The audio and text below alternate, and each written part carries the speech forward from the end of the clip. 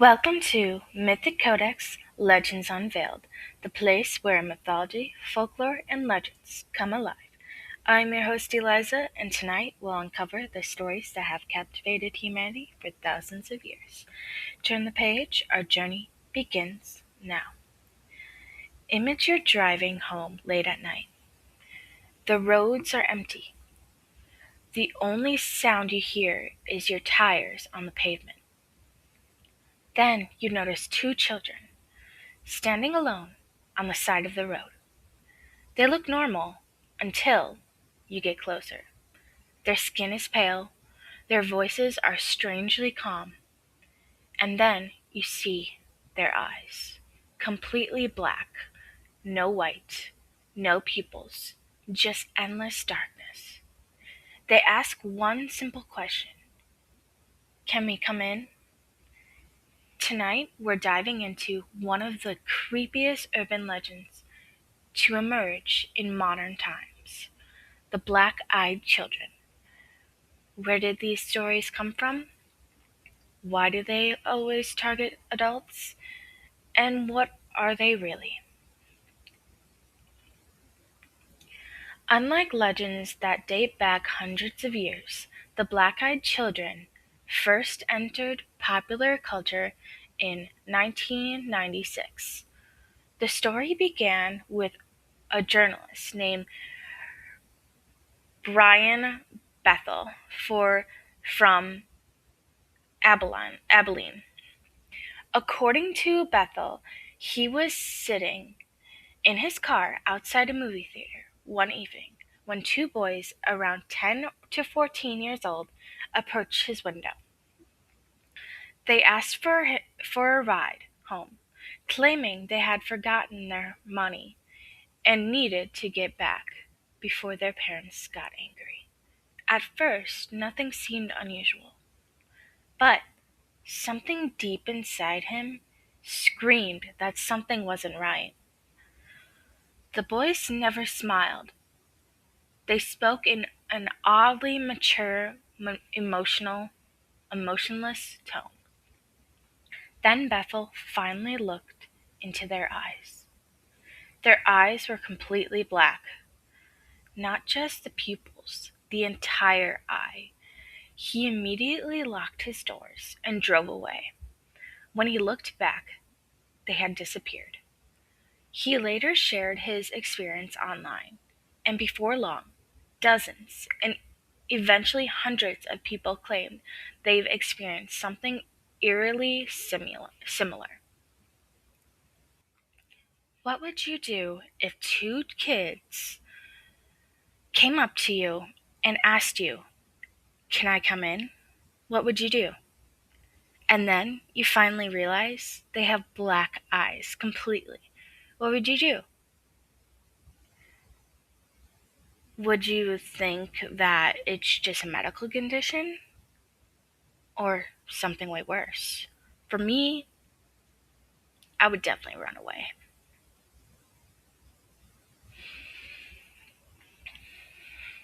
Witnesses almost always describe the same details.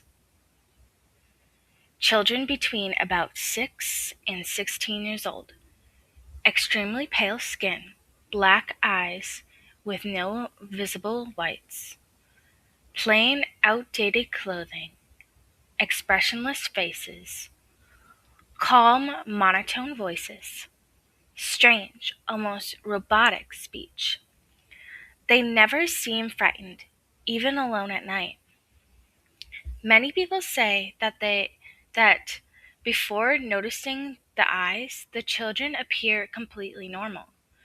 It's only after making eye contact that overwhelming fear sets in. One of the strangest parts of the legend is that they almost always ask for permission before entering.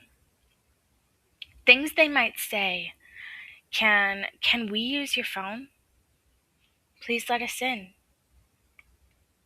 Can you give us a ride? We need help.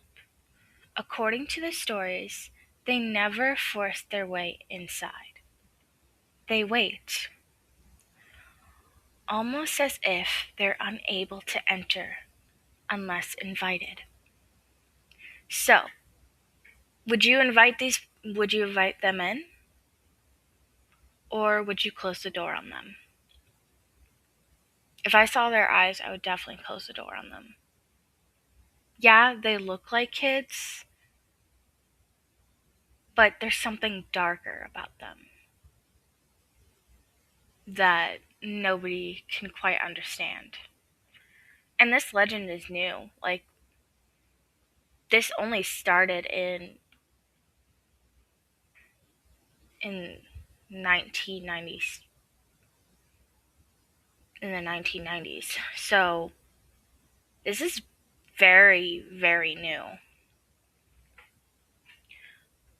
Almost as if they're unable to enter unless invited.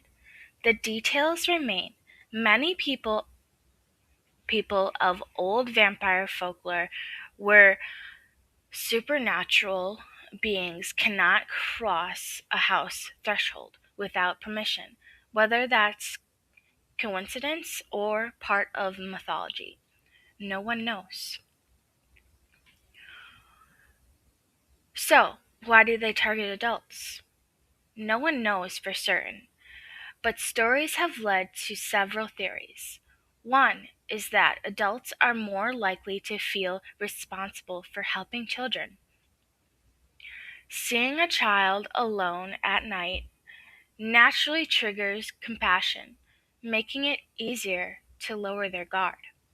Another theory is the adults are simply the ones most often driving alone late at night, putting them in the situation described in many reports.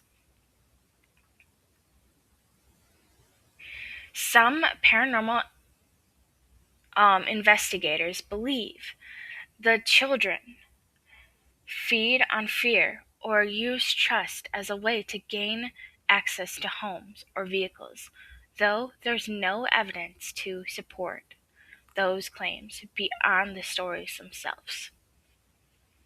See, my theory is that the reason why they go for adults is because when they were alive, the adults were the ones that hurt them the most. The adults in their life betrayed them and hurt them. So they they go after adults because they want payback in their afterlife.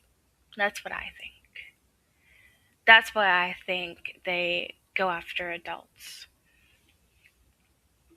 So, what happens if you let them in? Interestingly, very few stories claim someone actually let them inside. Those that do often describe strange events afterwards, such as sudden illnesses, terrifying nightmares, unexplained bad luck, electrical devices malfunctioning, a heavy feeling of dread, seeing shadow figures, pets acting frantic. Some versions even claim people later develop mysterious medical problems, but none of these stories have ever been verified. At night, it's more likely that you won't see their eyes. So I feel like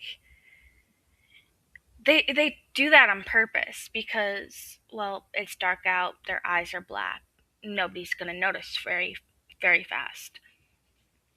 So if two kids came up to my door and asked for help, and I didn't even notice, their strange appearance, I would probably help them. But hopefully I'll notice that first, but you never know. I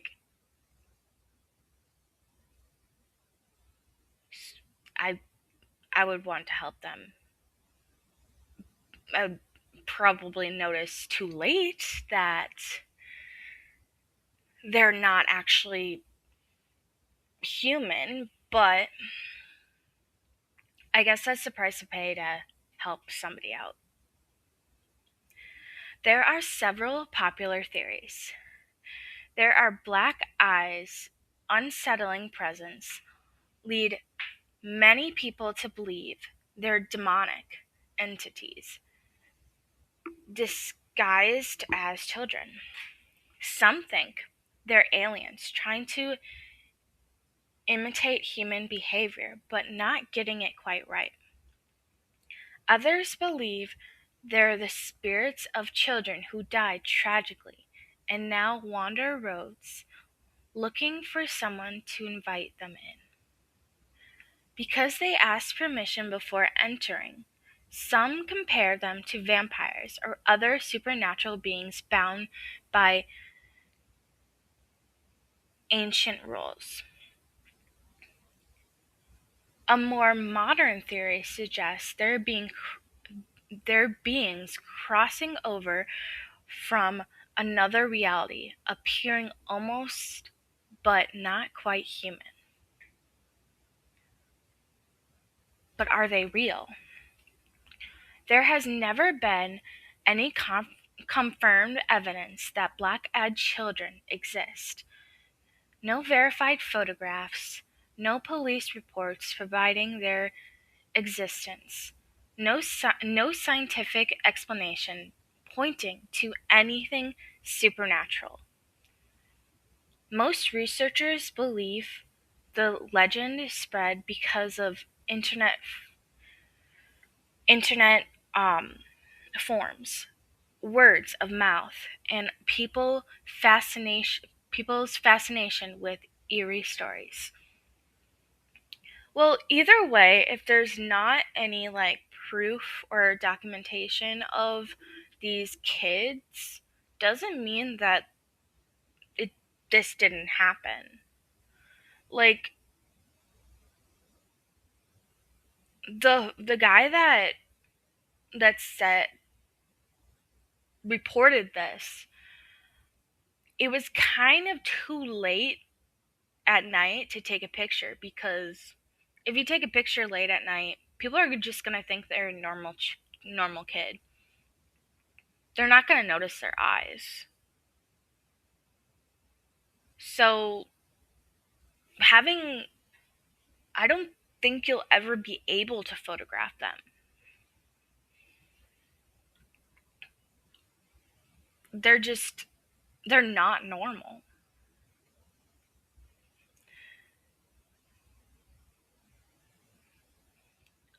Still, what makes the legend so effective is how believable the encounters sound.